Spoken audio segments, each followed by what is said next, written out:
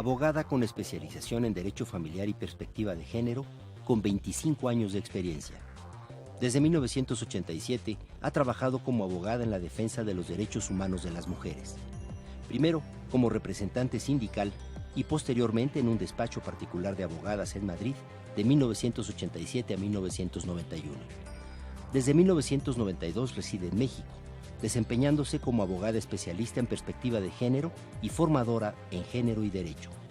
El logro más importante de su carrera se sitúa en las propuestas de modificación de diversos códigos civiles y penales, así como en la promoción de nuevas leyes hoy vigentes en México, como la Ley de Atención a la Violencia Familiar del DF o la Ley General de Acceso de las Mujeres a una Vida Libre de Violencia, que han supuesto un cambio importante en el reconocimiento de los derechos de las mujeres y en la construcción de la equidad entre los géneros.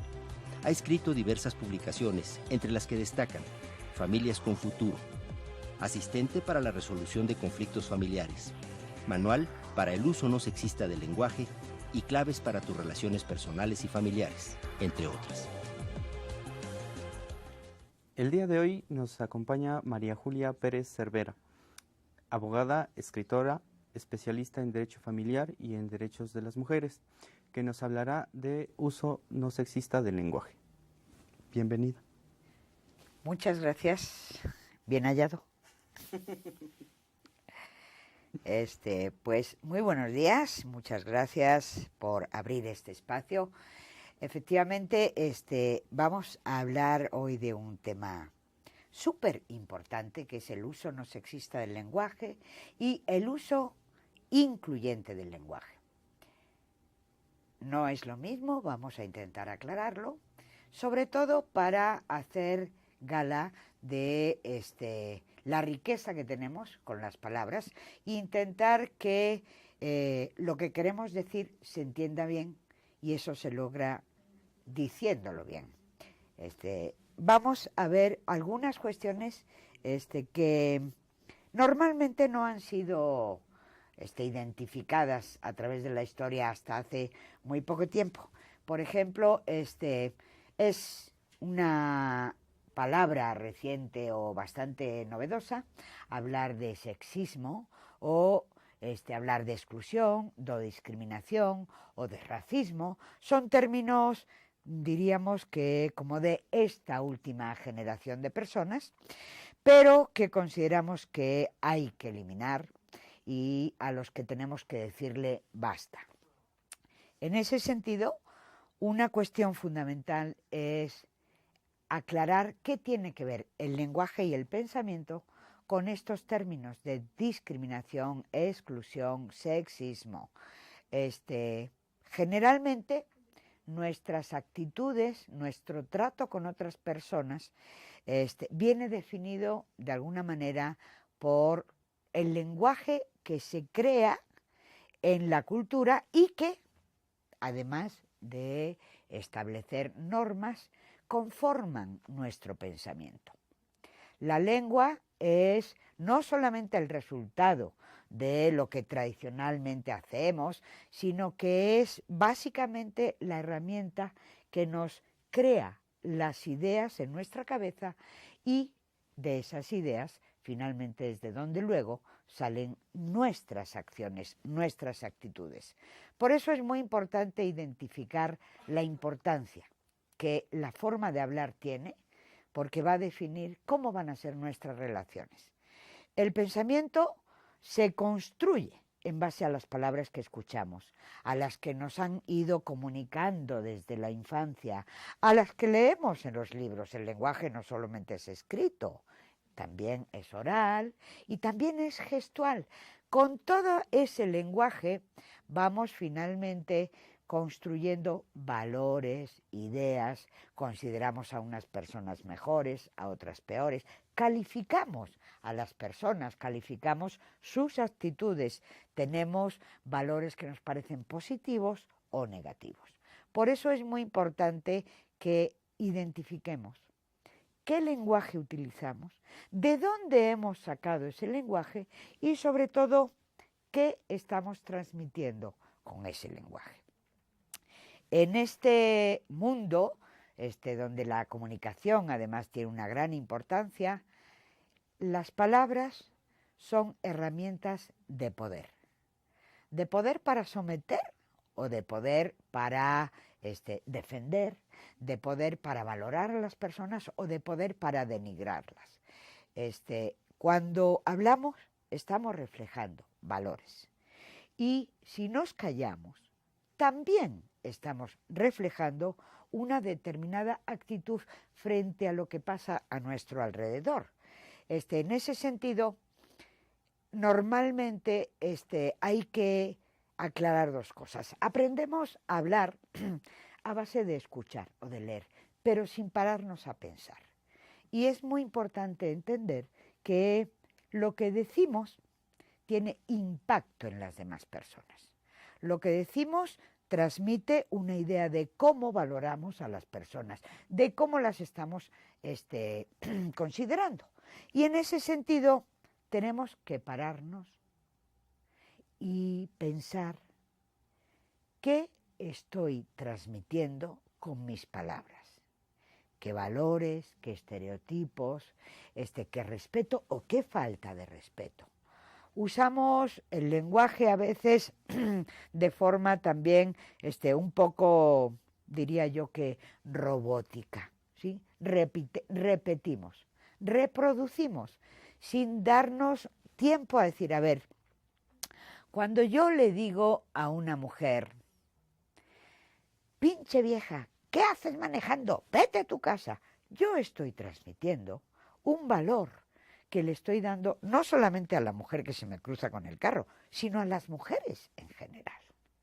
Y no tenemos a veces conciencia de que estamos agrediendo con esas palabras, de que estamos promoviendo y reproduciendo violencia, discriminación, de que estamos de alguna manera infravalorando a esas personas.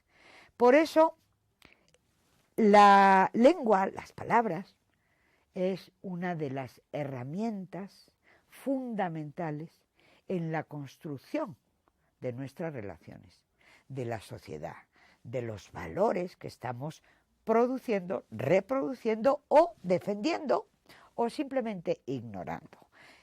Una cuestión importante es, por ejemplo, identificar que si tenemos que hacer un acuerdo con otra persona, lo que utilizamos son palabras, términos, ¿qué te parecen? ¿Qué ventajas tiene? ¿Qué desventajas? Y mediante un diálogo se llegan a acuerdos. Se organizan movimientos políticos a través de discursos, de palabras, o se consigue simplemente que nos apoyen o que nos denigren dependiendo de qué mensajes transmitimos.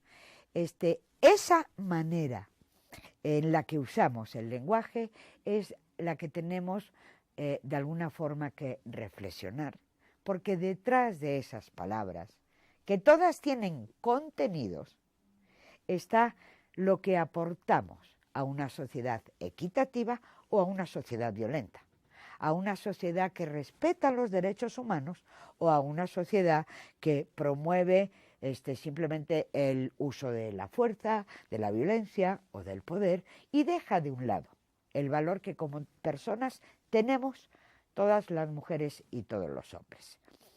Es muy importante porque también a través del uso de las palabras se transmiten conocimientos, se informa a la gente o se desinforma a la gente. Por eso es muy importante medir en su justo término qué fuerza tienen las palabras y el lenguaje que estamos utilizando. Y con ese lenguaje, esas palabras escritas, orales, ¿qué estamos construyendo? Hay una cuestión muy importante que es cómo en muchas ocasiones le decimos a nuestras compañeras, compañeros, a nuestros hijos o a nuestras hijas frases y refranes que están siendo la herramienta con la que nuestras hijas, nuestros hijos, nuestras compañeras, nuestro compañero de trabajo o de familia están construyéndose lo que está bien y lo que está mal, es decir, están construyendo su forma de ser y por lo tanto de ahí se va a derivar después la manera en que van a tratar a las demás personas y se van a relacionar con ellas. Con las palabras conseguimos una organización dentro de la familia, conseguimos una ley, conseguimos reglamentos, conseguimos de alguna forma ideas o lineamientos que nos van a permitir ubicarnos en esta sociedad. Por eso es muy importante que identifiquemos, por ejemplo, qué es un lenguaje sexista. Si yo no lo identifico va a ser muy difícil que lo pueda cambiar. En ese sentido es en el que es una herramienta fundamental identificar. Sexismo es todas aquellas palabras que utilizamos en nuestro lenguaje y que fundamentalmente tienen como característica que el sexo masculino predomina y es mediante el que se nombra a toda la humanidad. Es decir, un lenguaje sexista es el que siempre habla de los hombres refiriéndose a toda la humanidad, los hijos refiriéndote a toda la infancia, los maestros refiriéndose a todo el colectivo educativo. Es decir, un lenguaje sexista es aquel que además califica a las personas por el sexo que tienen, ¿sí? Hay adjetivos muy claros cuando, por ejemplo, para hablar de políticos nos referimos a hombres públicos, pero tenemos que identificar de qué estamos hablando o qué calificación le estamos dando a las mujeres cuando hablamos de mujeres públicas. No tiene el mismo contenido.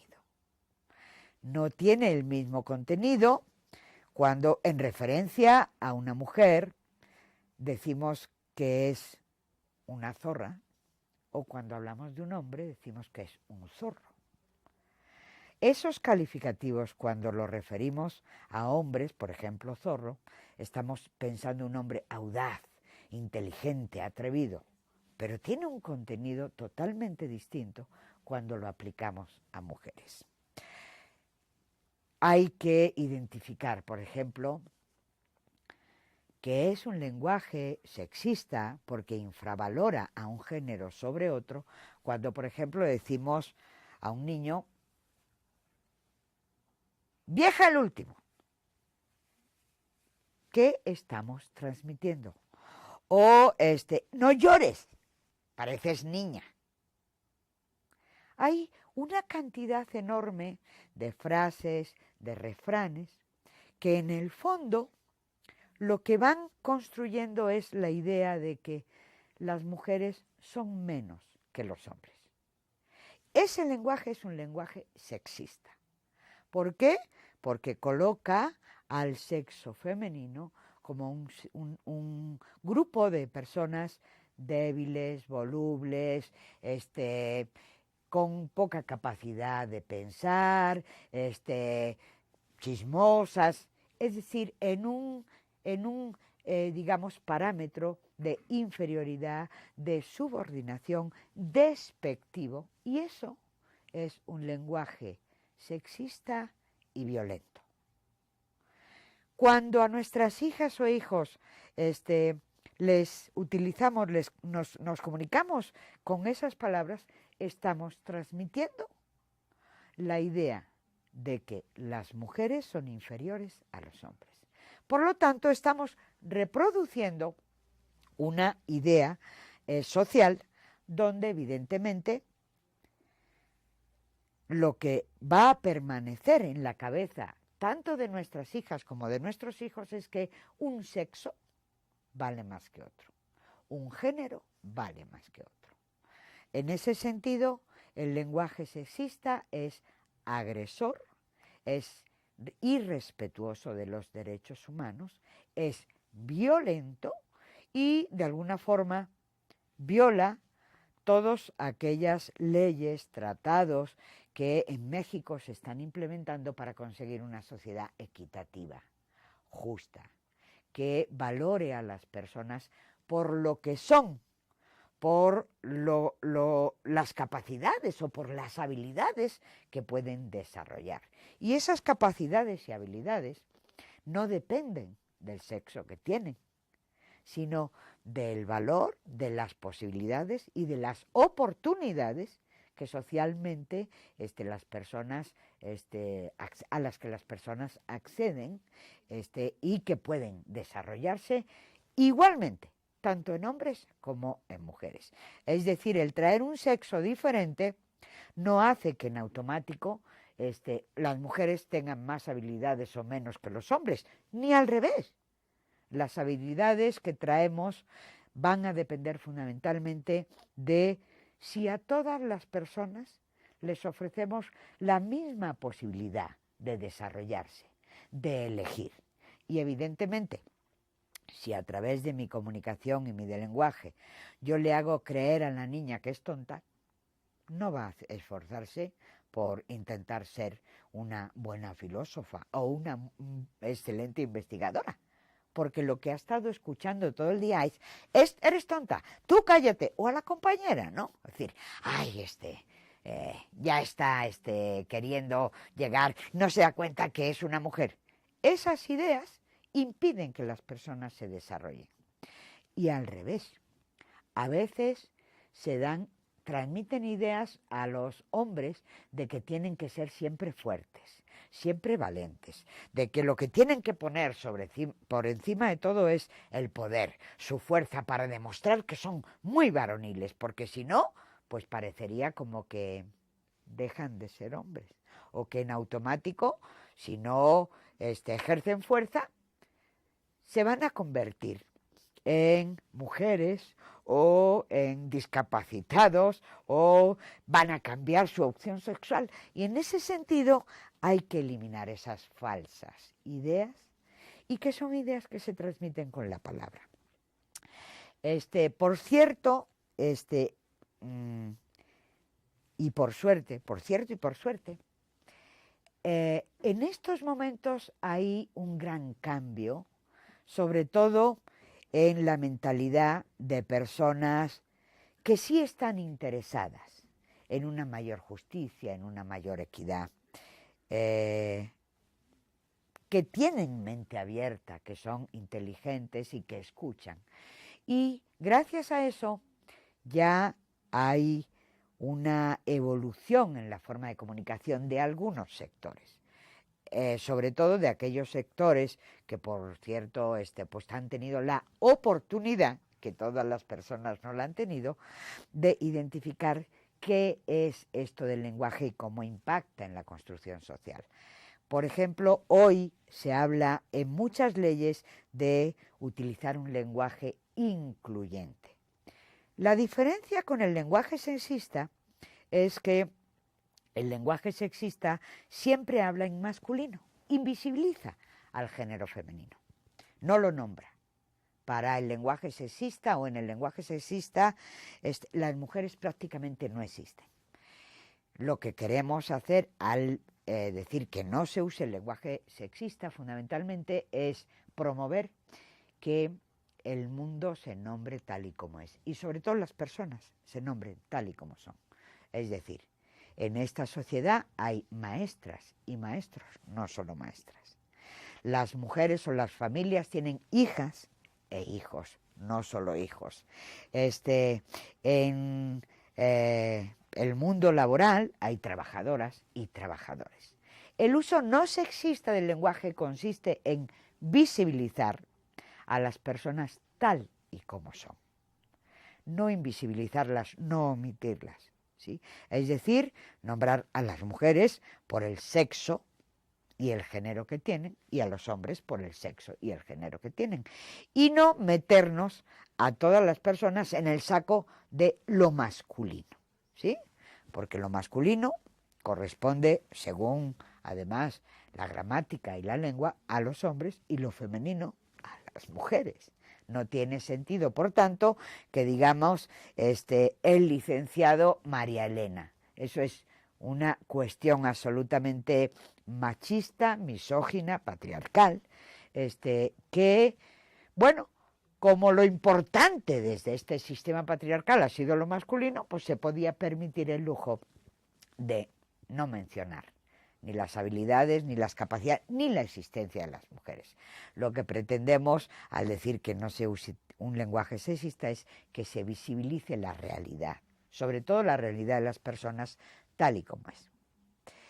El lenguaje incluyente, sin embargo, tiene como objetivo fundamental el usar palabras que al menos no excluyan o no invisibilicen al sexo de las mujeres, a las mujeres o al género de las mujeres. ¿Cuál es la diferencia? La diferencia es que, por ejemplo, si yo quiero usar un lenguaje no sexista, diría, en la escuela las alumnas y los alumnos tienen muy buen rendimiento. Ese sería un lenguaje que visibiliza que en la escuela hay niñas y niños. Si no quiero repetir todo el tiempo niñas y niños, porque no estamos acostumbradas a hablar así, porque a veces a mucha gente le resulta pesado, lo que puedo es utilizar un lenguaje incluyente y decir, en la escuela el alumnado está compuesto de niñas y niños o simplemente de un porcentaje de personas muy inteligentes. ¿Sí? O puedo decir, en mi comunidad escolar, el rendimiento de quienes estudian es muy alto. No digo las estudiantes, los estudiantes, digo quienes estudian. Ese es un lenguaje incluyente. No visibiliza que hay mujeres y hombres, pero no excluye a las mujeres nombrando solamente a los estudiantes. Esa es fundamentalmente la diferencia. Personalmente, y desde el esfuerzo que se está haciendo por cambiar la ideología, sería aconsejable nombrar siempre a las mujeres y a los hombres. Pero sabemos que a veces en algunos medios no se puede estar todo el tiempo repitiendo por espacio o por tiempo. En ese caso es en el que decimos, bueno, si no hay más remedio o hay condicionamientos, al menos úsese un lenguaje incluyente, que no nombre a las mujeres como hombres o que no las excluya de la realidad en la que están participando. En la gramática está claramente definido qué es masculino y qué es femenino. Y en ese sentido, lo que se recomienda es justamente que se utilicen esas formas gramaticales que claramente nos dejan una idea de qué personas estamos hablando. Por eso decíamos al principio, lo que bien se dice, bien se entiende. Si yo quiero transmitir la idea de que hoy día hay tantas buenas investigadores como buenos investigadores, lo lógico es que diga, en México las investigadoras y los investigadores están haciendo una gran labor. Y tengo dos palabras muy claras para decir que existen investigadoras e investigadores. Si yo digo simplemente en México la investigación está avanzando mucho, no dejo claro si en ese grupo de personas hay mujeres y hombres. No excluyo, pero tampoco queda claro que efectivamente en ese sector hay mujeres y hay hombres. Por eso preferimos el uso del lenguaje que visibilice. Y por eso también las recomendaciones de las organizaciones internacionales, de los convenios, de las nuevas normas van encaminadas a hacer un esfuerzo por visibilizar que en esta sociedad, en este mundo, hay que hablar de mujeres y hombres, sobre todo porque solamente hablando de mujeres y hombres podemos después hacer programaciones que atiendan a la realidad de unas y otras personas. Por eso es importante que yo identifique que, por ejemplo, hoy en México hay familias donde la cabeza de familia es una mujer. No solamente existen los cabezas de familia. ¿Por qué? Pues porque tengo que hacer una programación adecuada a las personas que están, en este caso, dirigiendo el núcleo familiar. Si yo solamente hablo de los jefes de familia, en automático voy a dar por supuesto de que quien manda es el hombre. Quien dirige es el hombre. Quien aporta recursos es el hombre. Y en este momento en la sociedad mexicana hay un porcentaje altísimo de mujeres que son las que están a la cabeza de la familia, donde no está un marido o un compañero. Y por lo tanto, tenemos que adecuar ese lenguaje para que nos ayude a reconocer cuál es exactamente la realidad.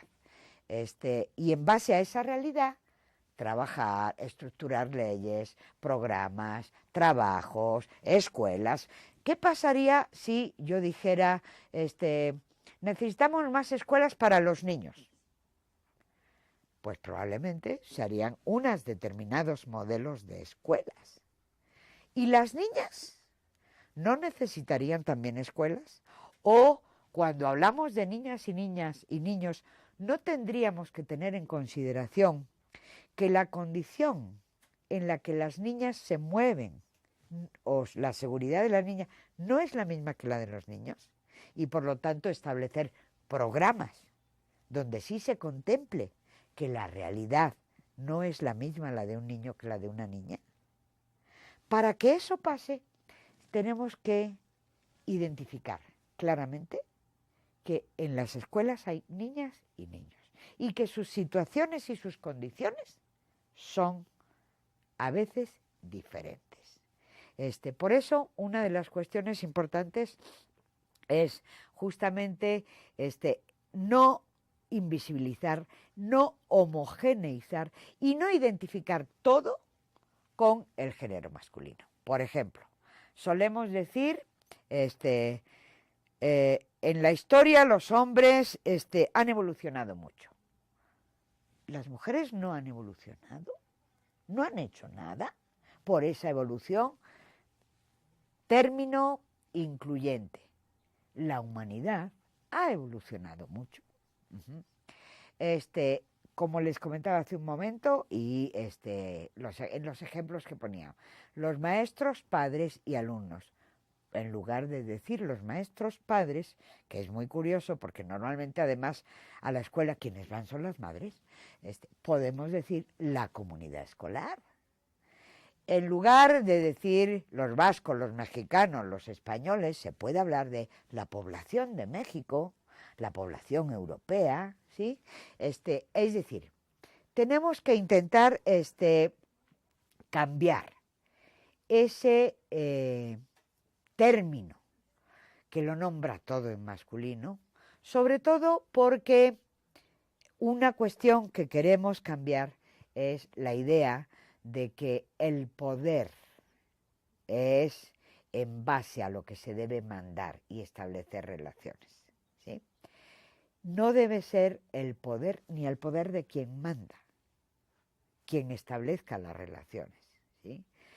Queremos, a través de las nuevas normas, leyes de equidad, de justicia, establecer que el respeto a los derechos de las personas sea la idea que rija todas nuestras relaciones. Hasta ahorita, el poder, que ha sido masculino, ha sido quien ha ido poniéndole nombre a las cosas. Por eso, evidentemente, durante mucho tiempo solo existían diputados, presidentes, gobernadores. La mujer estaba en la casa, no era pública, no era importante, y entonces todo lo que se ha nombrado era masculino. Pero hoy estamos en una sociedad distinta. Hoy estamos en una sociedad que camina hacia un mayor respeto de los derechos humanos de todas las personas. el esfuerzo que tenemos que hacer es, a través del lenguaje, transmitir esa idea. Y para eso lo primero que tengo que hacer entonces es cambiar mi propio lenguaje. No seguir reproduciendo la misma idea de que lo importante es lo masculino, lo que hay que nombrar es lo masculino, lo público es lo masculino, quien manda es lo masculino. ¿Sí? Para eso tenemos que identificar el valor de las palabras y poner en mi lenguaje aquello que no he visibilizado, ni nombrado, ni valorado. Queremos, por ejemplo, que la designación que hacemos de la sociedad no sea asimétrica, sea también equitativa. Y cuando hablemos de la importancia del trabajo, hablemos de la importancia del trabajo en la esfera pública y la importancia del trabajo en la esfera privada, que fundamentalmente la desarrollan las mujeres. Tenemos que cambiar algunas cuestiones que califican en automático, como por ejemplo el tratamiento que se hace de las personas y que implican jerarquía y valor, ¿no? Como señorita es la mujer que todavía no ha tenido relaciones sexuales, que está soltera y que es honorable. Cuando hablamos de una persona que sabemos que ya tiene novio, ya no le llamamos señorita, le cambiamos a señora o simplemente le quitamos el término de señora y señorita y empezamos a decir, no, ella es muy alivianada, no, ella es una persona muy ligera de cascos. Le cambiamos según su relación sexual. Eso es una manera de nombrar a las personas aplicándole en automático valores, términos de honorabilidad establecidos desde ese sistema patriarcal que se ha dado el lujo de decir lo que sí se debe valorar y lo que no. Y lo que no se ha valorado es todo aquello que corresponde para las mujeres a un ejercicio exhaustivo de su sexualidad. Está mal, no, ¿cómo te vas a casar con esa? Mientras que para los hombres el ejercicio exhaustivo de su sexualidad era valorado. Cuiden a sus gallinas, que mi gallo anda suelto. O términos a veces muy, yo diría que agresivos, como la mujer en la casa y con la pata quebrada. ¿Cómo con la pata quebrada? ¿Qué idea de respeto es esa? Es más bien una idea de posesión y de que se le puede golpear si quiere salir. Ahí es donde se empiezan a generar tantos casos de violencia que hoy día son un problema de salud pública incluso. En 7 de cada 10 hogares existe violencia contra las mujeres. Eso se ha producido justamente por las ideas que hemos ido transmitiendo con nuestras palabras, con nuestras calificaciones, ¿sí? Con esas valores que decían pues que la mujer como la escopeta, cargada y detrás de la puerta, o esas otras ideas en el ámbito laboral, como por ejemplo, si le dieron ese puesto, segurito las prestó. Es decir, hay una permanente calificación en cómo hablamos de las personas que nos rodean. Y no nos damos cuenta a veces que la manera de nombrar, en el fondo está diciendo, a ella no tienes por qué respetarla, a él sí. A la persona que es perteneciente a una etnia, no hay que llamarle señor. Pero si es el dueño de una empresa, sí. Aunque en muchas ocasiones